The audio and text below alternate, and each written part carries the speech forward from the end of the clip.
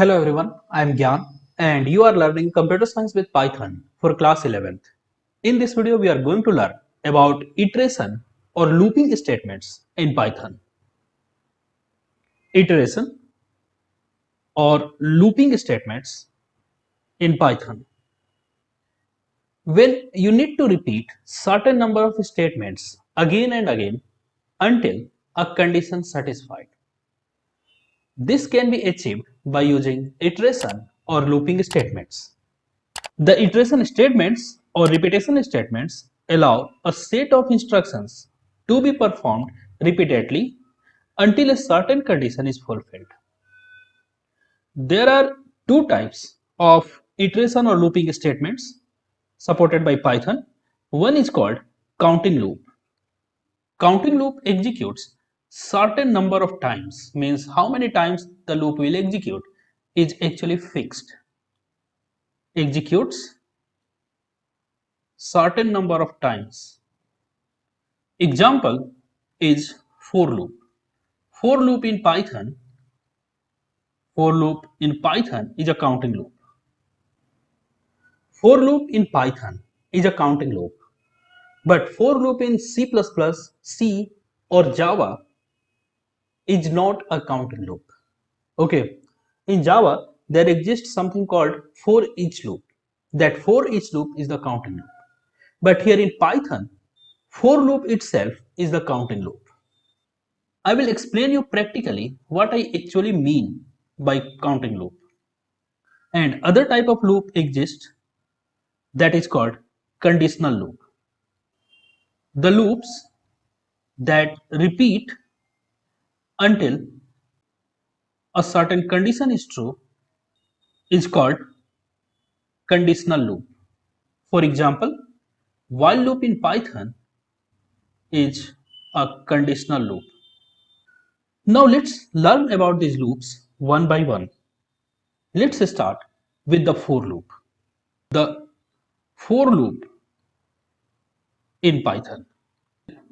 Before we learn about the for loop, let's see an example of the for loop. Starting with an example will make you more clear.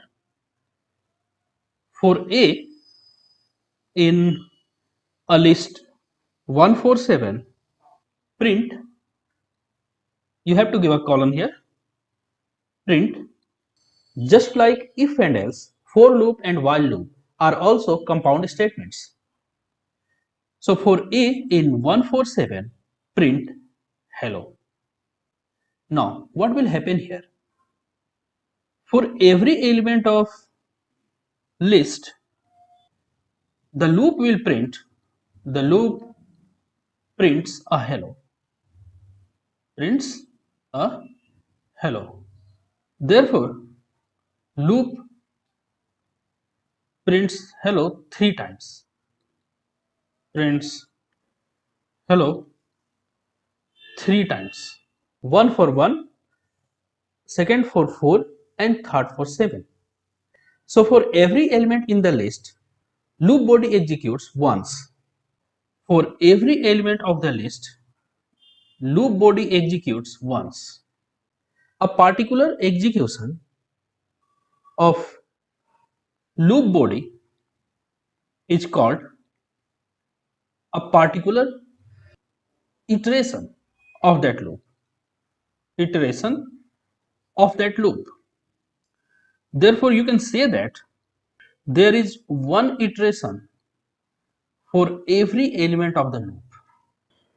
There are total 3 iterations in this loop. Let's try this loop in Python shell. For A in 1, 2, 3, colon, press enter, print hello.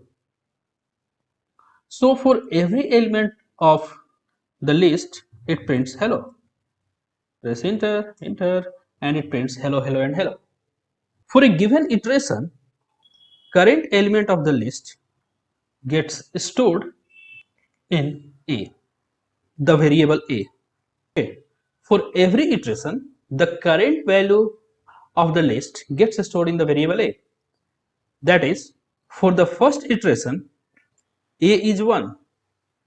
For the second iteration, A is 4. For the third iteration, A is 7. So A always contains the current element of the list. Therefore, we can use this feature of the for loop to do various operations on the list. Okay, means what I want here is I want the square of 1, 4 and 7. Then what I will do is, let's try. For A in 1, 4 and 7, colon, print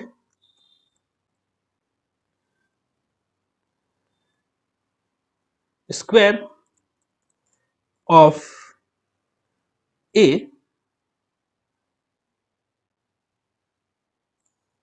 is, no need to give a space, by default print gives a space, is A multiplied by A. So for the first iteration, when A is 1, it prints a square of A, that means a square of 1 is 1 into 1, the square of 1 is 1. In the second iteration, when A is 4, it prints a square of 4 is 4 into 4, that is 16. For the third iteration, when A is 7, it prints a square of 7 is 7 into 7, that is 49. Press enter, and here you got the square of all the numbers present in the list. If I say you to add all the numbers present in the list, then what will you do? Let me write a full-fledged code for it. Okay, new file, and here I am going to write a program which add all the numbers in the given list. Let's see it. First, you have to decide a sum. Let me name it as sum1 because sum is a fixed word here. So sum1 is equal to 0. Then write for x in 147.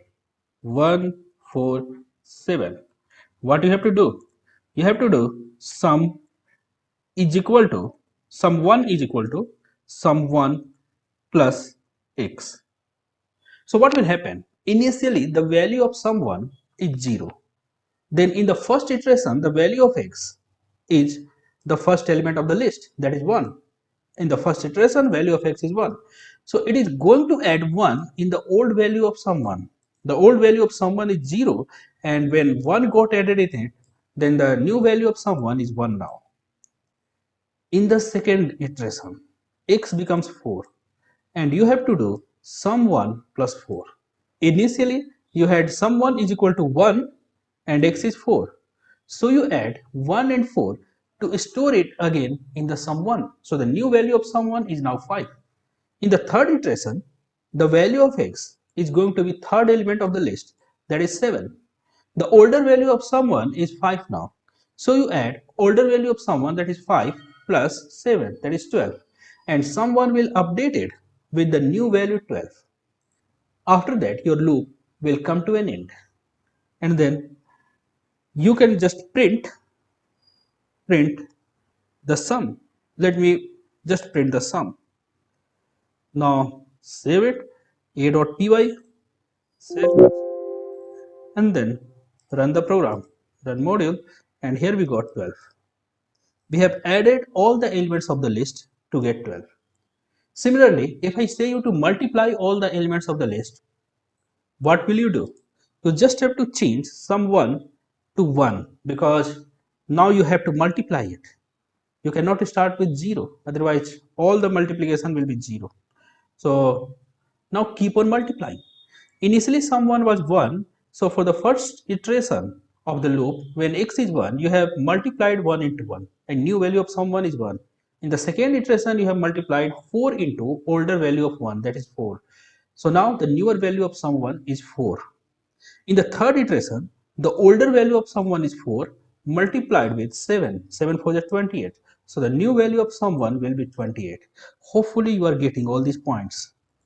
So let's save it, run module, and here you got 28. Not only list, but we can use range here. Okay, we can use range here. What I mean here is that, let's see range. the statements from the program which is not necessary for now, and instead of using a list, let's use range. Range starting from 1, go up to 13 and take a step of 2. Hopefully you understand the meaning of range. We already have talked a lot. For all the elements in this range, you have to print these elements one by one. Just keep on printing X. Okay, just keep on printing X. Therefore, first you tell me what kind of list the range will be. It will be a list like you have 1, then 3, then 5, then 7, then 9, then 11, then 13. But 13 will not be added to the list because you can add only up to 12. You can add only up to 13 minus 1, that is 12. But 12 again cannot be added to the list because it is not coming if the step count is 2. Therefore, only these elements 1, 3, 5, 7, 9 and 11 are going to be there in the sequence returned by range. So all this sequence will be printed. For the first iteration 1 will be printed, for the second iteration 3 will be printed, and like that. Run module, and here you got 1, 3, 5, 7, 9, 11. There is no 12, there is no 13. So you can use range instead of a given sequence. Hopefully up to now you understand about the for loop. But let's learn about the for loop more formally. The formal format of for loop is for variable in sequence. The sequence can be generated by list, can be generated by range, and can be generated by other means like tuple. But normally we use list or range as sequence in the for loop.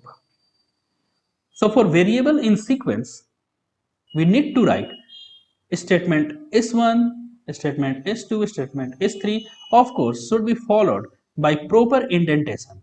Means all the statements in the for loop should be followed by the same amount of space. Since the for loop executes exactly the number of elements present in the sequence, therefore the for loop in Python is called counting loop. Okay, because the for loop executes exactly the same number of elements present in the sequence. Now let's see the flowchart of the for loop. Flowchart of for loop. You write for element in sequence. If there is still an element in the sequence, then what you have to do, you have to execute certain number of statements S1, S2, S3 and certain number of statements. After executing, you again need to go to the for header and see if there are still some more number of elements present in the sequence or not. Okay, and if there are still more number of elements present in the sequence, then execute the loop body again. One execution of the loop body, if there is an element in the sequence, is called one iteration. This one is called body of the for loop. Body of the for loop. And if all the elements are done in a given sequence, then your loop has been done now.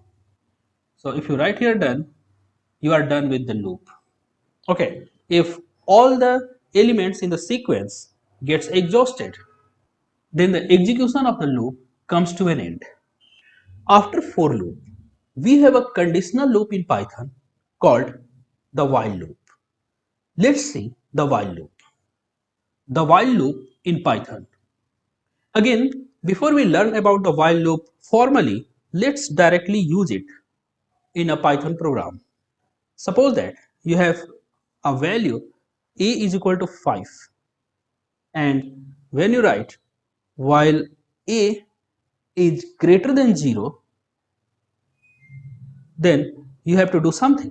Okay, suppose that if a is greater than 0, then you have to print hello. Of course, after the while condition, you need to write a colon. After printing hello, you need to write here a is equal to a minus 1. Now tell me, what is a? A is 5. Is 5 greater than 0? Yes, 5 is greater than 0. Then print hello. Okay, if 5 is greater than 0, then print hello. Decrease the value of a from 5 to 4. Now the new value of a is 4. Since last when we have checked the while condition, it was true. So again, after executing the while body, we will again check the condition once again. Okay. Here in the while loop, we have a condition. As long as that condition is true, we will keep on executing the loop body. Therefore, since last time when we checked this condition, this was true. Therefore, after executing the loop body for one iteration, we will again check the condition. But at this time, the new value of a is 4. Is 4 greater than 0? Yes, 4 greater than 0. Therefore, it is going to print hello for the second time.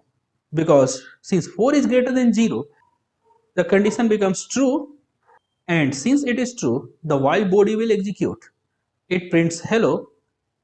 And after printing hello, the new value of a becomes 3. Again, you need to check. Is 3 greater than 0? Yes, 3 also greater than 0. Therefore, you have to print hello for the third time and decrease the value of a to 2. You need to check it again. Is 2 greater than 0? Yes, 2 also greater than 0. So again, you need to print hello and decrease the value of a by 1. Now the new value of a is 1. Again, you check. Is a greater than 0? Yes. 1 is greater than 0. The new value of a is 1 and 1 is greater than 0. Therefore, again you print hello and decrease the value of a by 1. Now value of a becomes 0. Again you check. Is 0 greater than 0? No. 0 is not greater than 0. Since at this time we found this condition as false, so at this time the while body will not execute. Okay. So this is called the while body and this is called the while condition. While body will keep on executing as long as condition is true. Once the condition is found to be false, the execution of loop comes to an end. One time execution of the loop is called one iteration.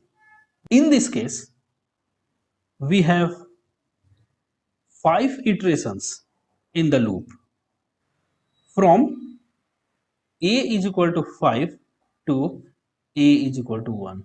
So there are total 5 iterations in the loop.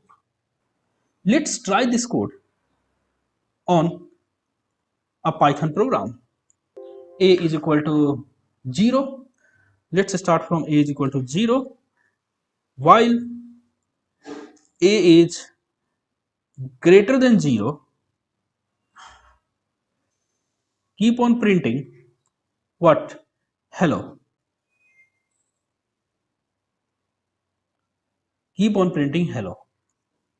Okay. And again, what you have to do is, you have to write here a is equal to a plus 1. What will happen if you do not write this statement? What will happen if you do not write a is equal to a plus 1? I will explain it in a while. So for every loop you are going to execute, initially a is 0, and can you tell me what will happen here? A is equal to 0 here, and we are checking if a is greater than 0 or not. No, a is not greater than 0. Okay, a is not greater than 0, and therefore the loop at all will not execute. Run module, run module, and here your loop never got executed because the first condition itself got failed and you never entered in the loop. Okay, what I have to do here is I have to write here 5. So if a is greater than 5, then I have to execute the loop, and not greater than, actually I have to write a is less than 5. So as long as a is less than 5, we need to execute the loop. Now initially a is equal to 0. We are checking if 0 is less than 5 or not. Yes, 0 is less than 5.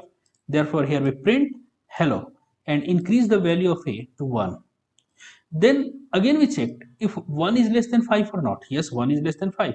And again we printed hello and the value of a got increased to 2.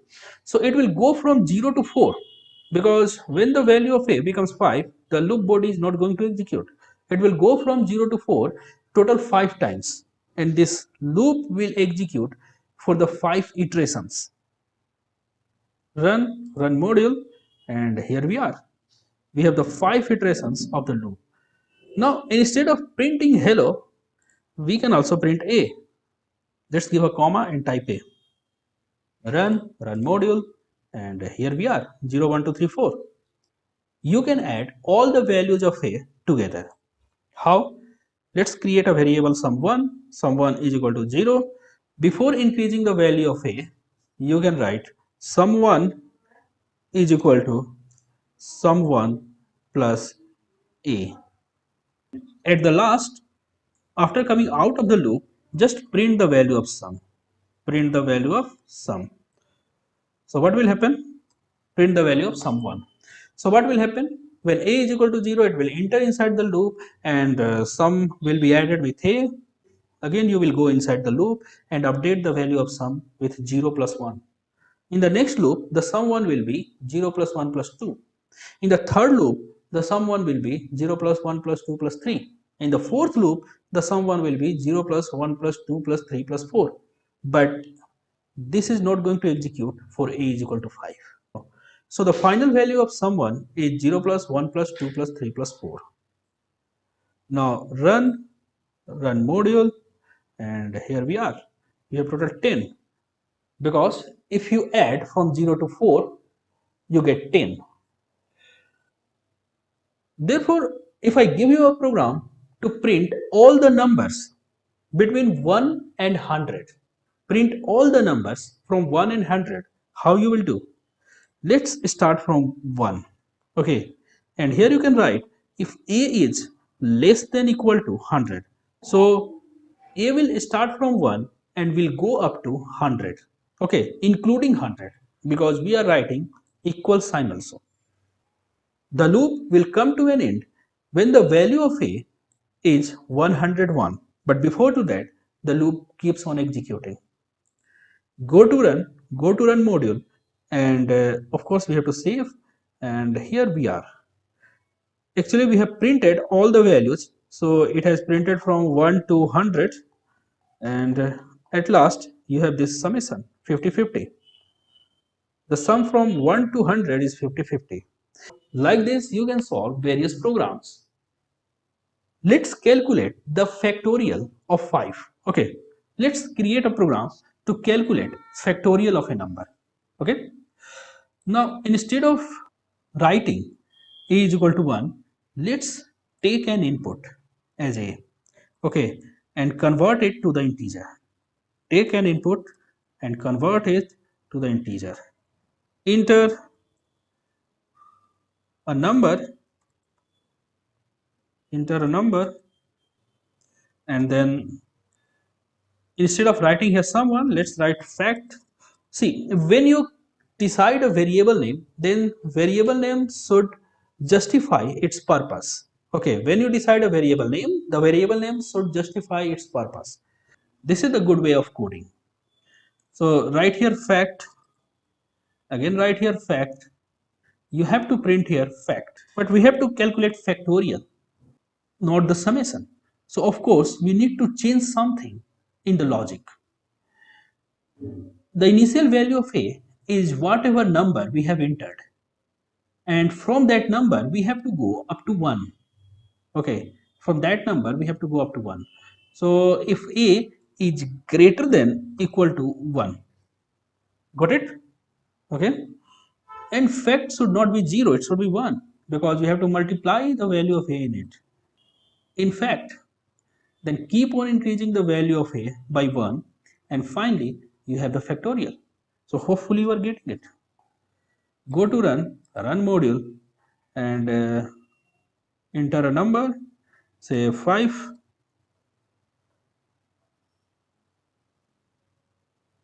I think we have some logical error here. Let's see what type of logical error we have. Okay, we have to decrease the value of a in every loop so that starting from 5 it comes to 1. Okay, otherwise it will not work. Save it, run module. Whose factorial you want? I want the factorial of 5. Press enter and here we got factorial of 5 is 120. So here in the first statement you got the value of 5, then you have fact is equal to 1. Is 5 is greater than equal to 1? Yes. Then multiply 1 is equal to 1 into 5. Then decrease the value of a to 4. Okay, new value of fact is 5 and the new value of a is 4. 4 is greater than equal to 1? Yes. Then multiply 5 and 4 because the current value of fact is 5 and the value of a is 4. So 5 4 is 20. A becomes 3. Next time you multiply 20 into 3, it becomes 60.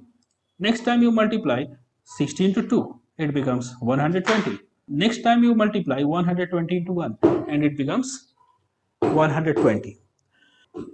So this is how we are able to calculate factorial of a small number. Of course, calculating factorial is not that easy. It's a big problem in the computer science. But you can easily calculate factorial of small numbers using this program. Here in this case, the initial value of a is called initialization. Okay, the initial value of a is called initialization. After initialization, this one is called test expression. If the test is true or false, and according to the test, true or false, you execute the body of the loop. Okay, if the test is true, then you execute the body of the loop, and if test is not true, then you do not execute the body of the loop. Okay, and while executing the body of the loop, you must need to update the value of a.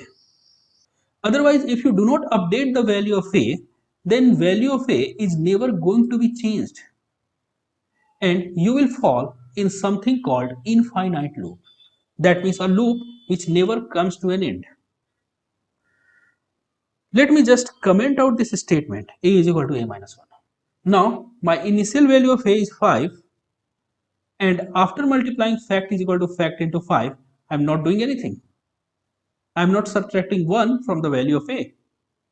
So in the next iteration again, the value of a is 5 for me. And in that case also I am going to execute the while body and I am again not going to change the value of a. So I am never going to change the value of a. So this while loop never finds an end. Okay, and this while loop becomes an infinite loop. Let's try it. Run module and enter a number. Let's write 3 only, but you just keep on printing because we are not changing the value of a. Okay, to stop this program you need to press Ctrl C. Let's see the formal description of the while loop. You need to write while and then logical expression just like if, okay, which may result in true or false. Logical expression. Then you have to type a colon and after colon you need to write here loop body. This is the formal description of the while loop.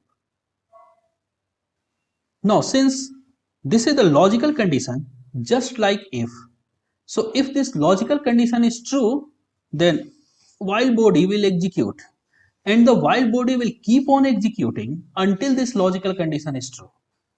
Getting it? For example, here we have seen an example of infinite loop. This was infinite loop because the logical condition was always true. Now suppose that what I do here is I just write here true. Okay, I'm writing here true. So of course this true is not going to be changed, and the while loop will fall into a infinite loop, because as you know, as long as the while condition is true, you have to keep on executing the loop. And here we do not have any scope to change it, to change the logical condition from true to false. So this while loop is going to run for infinite number of iterations. Let's try it. Run module, and it is saying me to type a number, type 3, and you are in the infinite iteration. Press Ctrl C to stop it. If I just write here false, then the loop body will not at all execute. Why? Because for the false condition, the while comes to an end and the while body will never execute. Run module, and the while body will never execute because the condition itself is false. Similarly, instead of true and false, you can use any expression which results in either true or false. You can use a string with content to represent a true. You can use a list with content to represent a true. You can use a non-zero number to represent a true. On the other hand, you can use 0 to represent false. You can use an empty string to represent false, and you can use an empty list to represent false. So all these things you can do, which you were able to do with if. Okay. Only difference between if and while is that while keeps on executing until it finds its condition true, but if executes only once if it finds its condition true. Now let's see a flowchart of while loop. Let's see flowchart of while loop. If you write here while test expression is true, then you have to execute all the statements in the while body. After executing all the statements in while body, you again need to go and check if the condition, if the test expression is still true or not. If it is still true, then again execute all the statements in the while body and keep on executing it until you find the test expression as false. If test condition results true, then this happens, and if test condition results false, then the while loop comes to an end and you are done with the while loop. All the iterations of the while loop comes to an end if test condition results in false. There are a lot to learn in the loops of Python.